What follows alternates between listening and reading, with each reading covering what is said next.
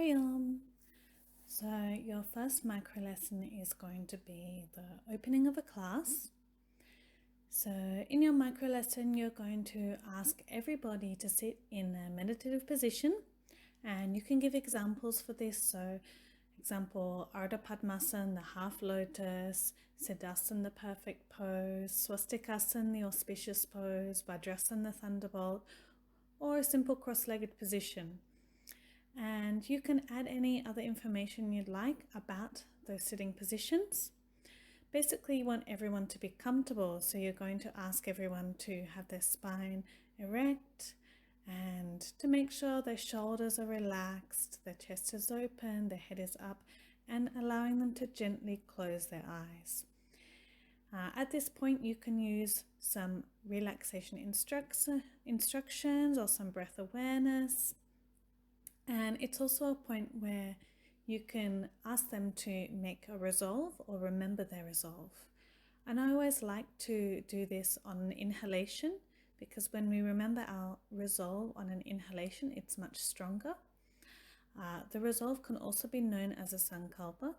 If they're not sure what their resolve is, or they haven't even thought about it before, so you can think of it as an intention or something that they want to gain from their yoga practice or in their life. So it could be a simple resolve of I'm happy and healthy, or it could be deeper than that too. It might be I want to have a calm and balanced mind. I want to learn how to control my emotions. I want to remove my anger. There's all sorts of different resolves that one might have. So it's really, really helpful to have that resolve, because it is going to give them a lot of focus and it's going to remind them why they're practicing. So you can use that resolve if you feel comfortable with that. And then what we're going to be doing is chanting of Om 3 times. So with the chanting of Om, it's always helpful if you can chant Om and then get everybody to repeat the Om. Many times people just want to do it quickly and they want everyone to chant all together, but it's very helpful for the beginner to hear how to chant Om correctly and then to be able to repeat it.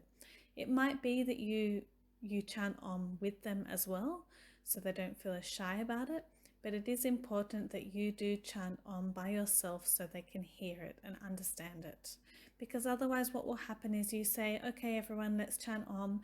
One person chants a short Om, one person chants a really loud one person has like a sound for really long, another has the m sound for really long. So it's important to have that kind of standardization in your class.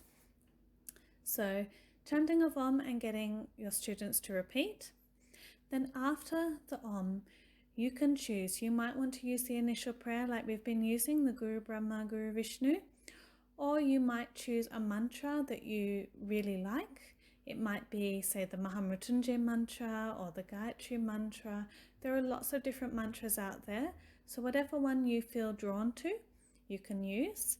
And it doesn't have to be a Sanskrit mantra. It could be a mantra in your own language. It could be something else. So it might be a prayer, it might be in English, it might be another language. It might be a yogic poem that you want them to hear. It might be some kind of positive statement. So you can choose whatever you feel most comfortable with. You might decide that you don't want any kind of mantra or words, and you might just want to do some kind of relaxation. So maybe relaxing the body parts or using the breath gently. So whatever it is, it should be getting them focused, getting them ready, and getting them relaxed. So after that practice, whatever you've chosen to do, you're going to ask them to gently open their eyes, release their Dhyan Mudra. So we didn't mention that mudra at the beginning, but you can ask them to place their hands into that mudra at the beginning, and then releasing their legs. And that's the end of your micro lesson number 1. Hariom.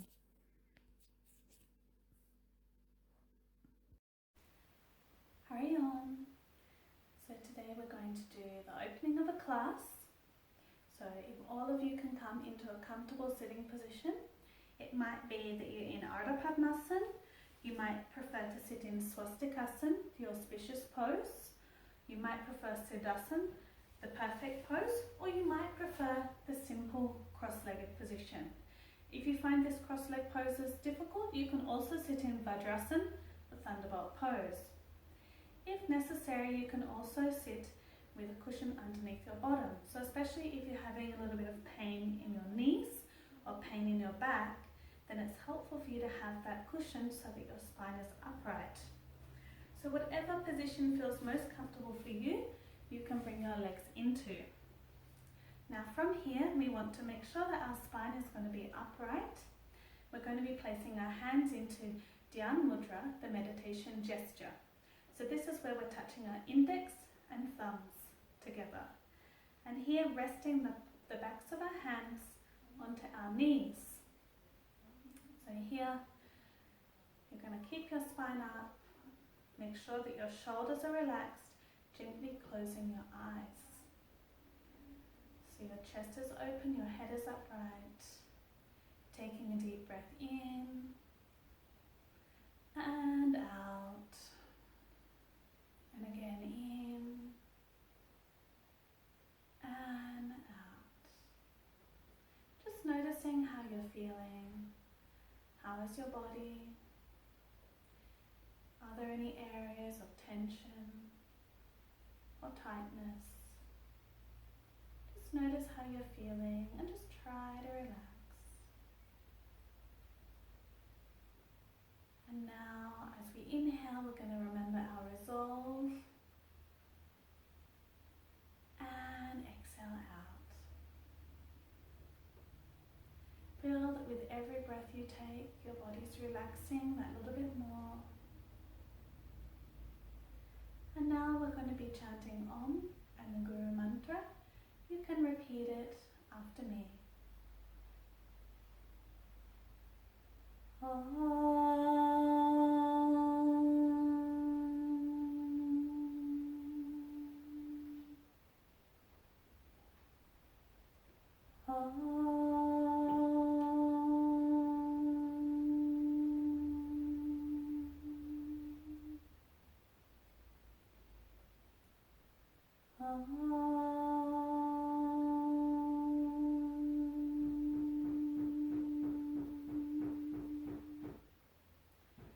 Guru Brahma, Guru Vishnu, Guru Deva,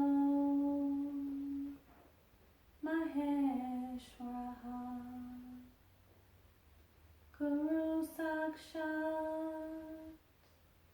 Parabrahma, Tasmai Shri Gurave Namaha, Gurave Namaha, Gurave Namaha.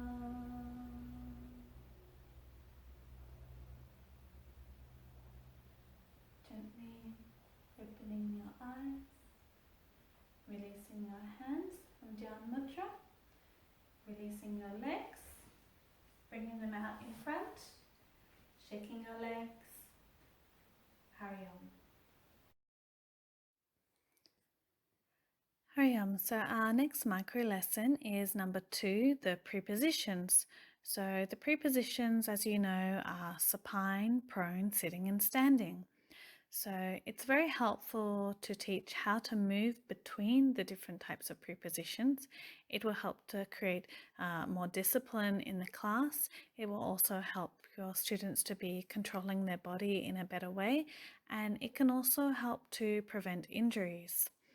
So in your micro lesson, you're going to be teaching how to move from one preposition to another and then coming back. Now, many people say, oh, do I need to teach this small thing? Well, it's actually really helpful technique to teach into your class because, as I said, it does help to create that discipline in the class so everyone is coming out of things in the same way, moving into the next prepositions in the same way. And it's also a really good practice for new teachers, just to learn how to move from a preposition to another, learning how to say, okay, bend this leg, straighten your back, all the different movements that are necessary. So it's very helpful for that too. So let's begin by talking on the introduction. So your introduction to your preposition. So you're going to say which preposition you're going to be doing and how you're going to move to it. So first, seeing how you're going to explain the first preposition that you've chosen for your micro lesson. So for example, if I've chosen from supine position, so I'll explain how that preposition is. And then after that, I'll explain how I would move into the next preposition. Now, it's best to do this very briefly, because if you put in a lot of detail, it can be quite confusing because they haven't seen that demonstration yet. Here you'll see on the screen, explain the stages with or without counts. Generally, we don't need to use counts to move into these positions because it's always nicer if you can give the description. And it's easier for students to understand as well, but some people might prefer to use the counts.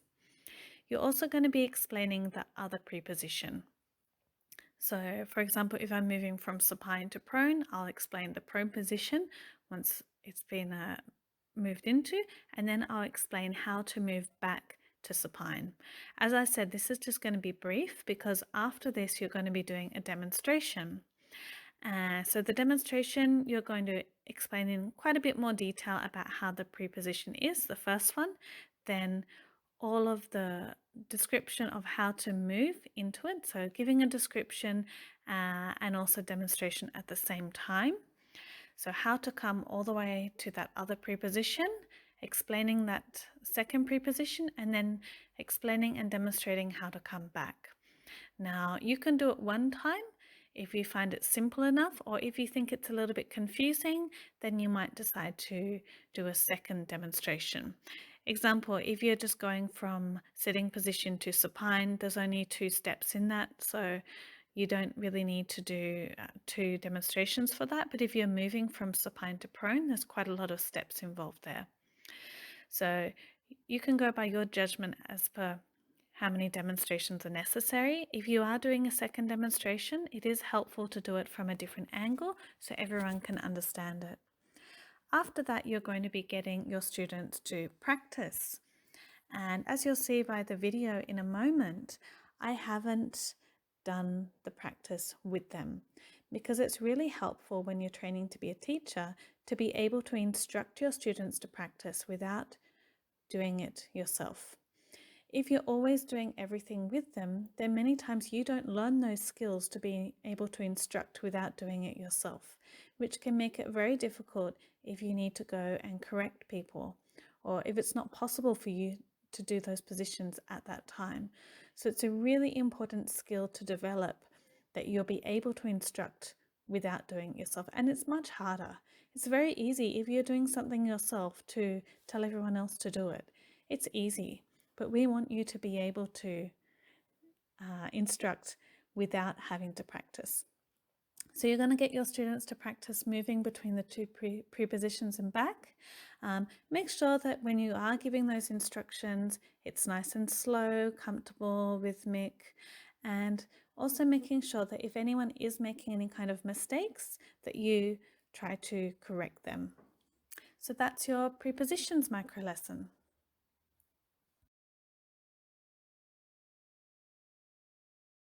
Carry on. So today we're going to learn about prepositions and moving from one preposition to the next preposition.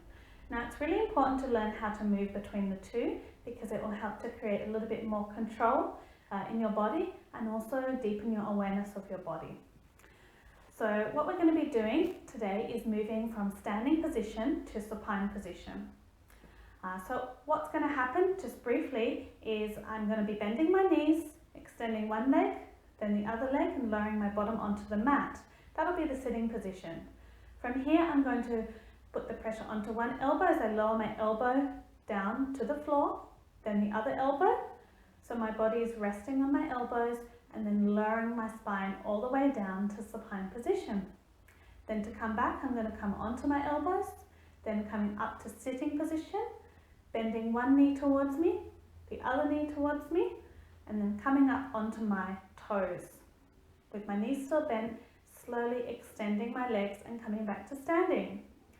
So to make that a little bit clearer, I'm going to demonstrate it for you.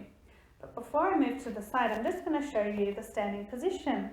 So here my feet are together, my spine is upright, my shoulders are relaxed, my head is up, my chest is open, and my arms are relaxed by my side. So this is the standing position. So now I'll show you how to move to the supine position. So from the standing position, I'm looking forward. I'm very gently going to be bending my knees, lifting my heels, and slowly lowering my fingertips onto the ground. From here, extending one leg in front, bringing my hands back, extending my other leg in front, and lowering my bottom to the ground. So this is the sitting position. Here my arms may be bent, or I might have my arms straight. My hands may be on the ground, or I might have my fingertips. That will depend on the length of your arm compared to your torso. My spine is upright here. Now I'm going to move to the supine position. So very gently lowering one elbow to the ground, then the other elbow, and then lowering my head down and my spine down. So this is the supine position. My body is in a straight line. My hands are facing down and looking upwards. Now to come back, slowly I'm going to put pressure onto my elbow and my other elbow. From here, putting pressure onto my hands and lifting up using my core to come up into the sitting position. From here, we're going to come up to standing position. So bending one knee, bringing your foot close to you. Using your fingertips, lift your bottom up and bringing your other foot close. The knees are bent. From here, we're slowly going to be standing. Bring your heels onto the ground, looking forward. Your body's in a straight line. Your chest is open. Your shoulders relaxed. So this is how we move from the standing position to supine and then coming back. Now, all of you will practice it. So coming into your standing position, have your feet together, your hands down by the side, and your shoulders are relaxed, your chest is open, and your head is upright.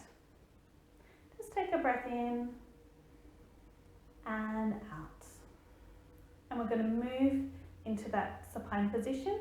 So very gently you can start bending your knees, lifting your heels, and slowly bringing your fingertips onto the ground. From there, you're going to extend one leg, then the other leg, and lowering your bottom to the mat. So you've moved into the sitting position. So here your legs are straight, your spine is upright, your hands may be resting on the floor, or you might have your fingertips, depending on the length of your arms, as I mentioned. From here, you're going to move into supine position. So gently lower down onto one elbow, then the other elbow. Now slowly lowering your spine all the way down so your head is resting on the mat. Bring your arms next to each other, palms facing down, looking upwards, and your neck is straight. This is the supine position. Now we're going to be moving back. So from here, digging your elbows onto the mat and your other elbow onto the mat so that you can lift your body up, placing your hands, pressing onto your hands, coming up into sitting position. So your legs are straight, your spine is upright. From sitting position, you want to be bending one knee, bringing your foot close, and then the other leg, bringing your other foot close, lifting up onto your toes. Fingertips are there as a support by either side, slowly extending. So coming up to standing position, bring your feet next to each other, your shoulders are relaxed, your chest is open, your head is upright. Take a deep breath in and out. And there you go. You've moved from standing to supine and back. Hurry on. Hurry on. So now you're going to do micro lesson number 3, which is where you get to choose any of those 12 preparatory movements or any other movement that you prefer, which is a warm-up practice, which is in your Yoga Point Asana book. So it is important when you're teaching any kind of preparatory movements that all the movements are going to be really slow, controlled. They're going to be linked with the breath. So there's not going to be any kind of jerking, any super fast movements. Everything is nice, controlled, and relaxed. So to start with, you're going to give an introduction about that preparatory movement. You can talk a little bit about how it's helpful, what it does. You might talk about where it's going to be stretching. So just creating a little bit of interest for your students. After that, you can very briefly explain how to do the practice. And I say again briefly, like with the preposition, you don't want to go into lots and lots of detail when they haven't actually seen it yet. So you're just going to explain how to do it in brief. You can use counts if you want to. As we mentioned, we usually use description of the movement with the breath, but some people do prefer to use counts. And then after you have that brief explanation, you're going to be doing the demonstration. So again, you can demonstrate once or twice depending on how difficult your preparatory movement is. And if you are doing it a second time, I would suggest doing it from a different angle as well. When you're doing the demonstration, you can also talk about how it should be, how that movement should be. You might talk about where you can feel it, and you might also explain how you shouldn't be doing it. So it'll be really nice and clear for them. Then you're going to just explain any kind of precautions that might be there related to that preparatory movement, and then get your students to practice the preparatory movement. And again, if possible, instructing them to practice without yourself doing it so that you'll build on your skill set. Get them to practice it 2 times, and if there are any corrections that are needed, then make sure that you give those. So that's your micro lesson number 3. Hurry on. Hurry on. So we're going to be learning about preparatory movement type 6 today. So the preparatory movements are really helpful to warm up your body, loosen your joints, and improve your flexibility. So today's preparatory movement number 6 is where we're going to be in a standing position. We're going to place our hands onto our waist, and from there slowly bending forward and then making a rotation all the way around. And then we'll be rotating back and then slowly coming up. So it's a really nice warm up. It will help to loosen your hamstrings, your calves, it will warm them up, and it also will help to warm up around your core and your lower back. So I'll give you a demonstration first and then you can practice it. So what we're going to be doing is in standing position, we want to have our feet hip width distance, not turning our toes out, keeping our feet aligned, toes pointing forward. From here, placing your hands onto your waist, onto your hips, that area there, whichever part feels most comfortable and supportive for you. From here, we're going to be inhaling, lifting our spine up, exhaling, slowly bending forward, just as far as it's comfortable for you to go. From here, we're going to inhale, rotating to the left, inhaling to the back, exhaling to the right, exhaling to the front.